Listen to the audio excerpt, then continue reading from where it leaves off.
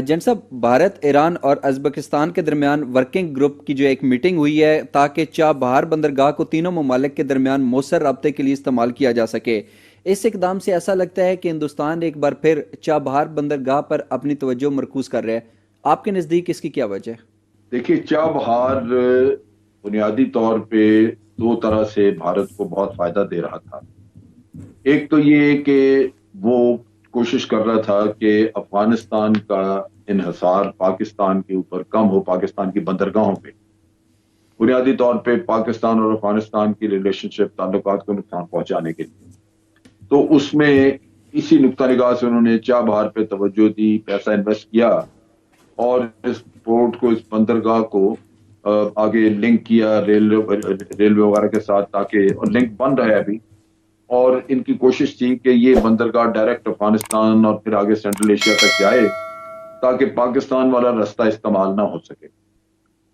सो एक तो ये वजह थी पाकिस्तान दुश्मनी।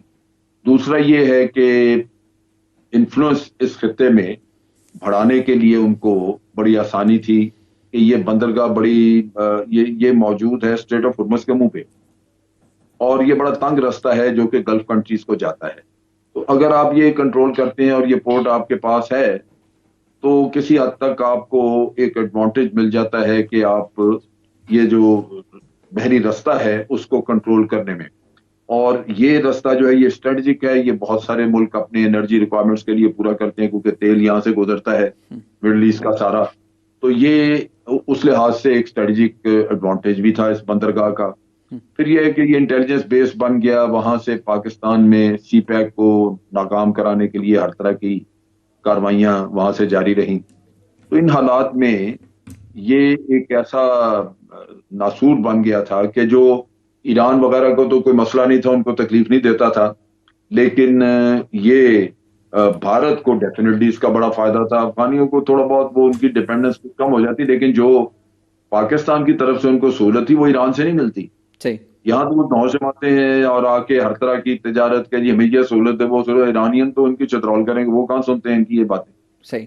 उनकी अपनी इकोनॉमी बर्बाद हो जाएगी अगर वो, हमारी तो इकोनॉमी पे बहुत बुरा असर पड़ता है अफगान ट्रेड का। लेकिन ये है कि हम फिर भी एक गुडविल के तौर पे उनको ये हेल्प करते हैं जो ईरानी शायद ना करें, फिर वो लंबा रास्ता है। हम्म। और ये हमारी बंदरगाहें जो है ये बड़ी बंदरगाहें भी हैं, और इसके साथ साथ ये है कि रास्ता भी छोटा है।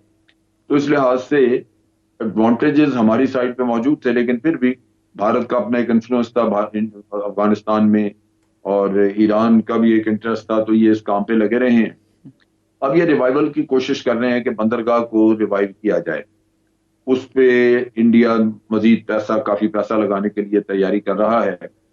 लेकिन ये जरूरी नहीं कि ईरान के साथ उसका कोई मुआहदा हो जाए इस बात पे, क्योंकि ईरान ने आगे अपने मफादात देखने हैं जो चाइना के साथ वो कर रहा है।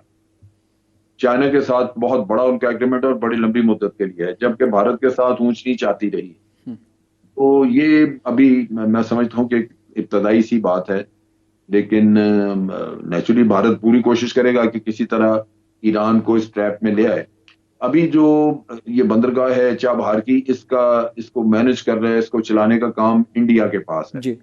और इंडिया को 2 साल का उन्होंने कॉन्ट्रैक्ट दिया था इस बंदरगाह को चलाने का, जो मेरा ख्याल है इस साल खत्म हो, ये अभी अगले साल शुरू में खत्म हो जाएगा।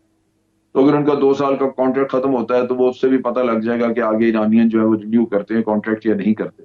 सही। तो ये चीजें हैं ऐसी जो कि मैं समझता हूँ भारत तो कोशिश कर रहे हैं, लेकिन खुल के सामने आएंगी कुछ वक्त के बाद। सही।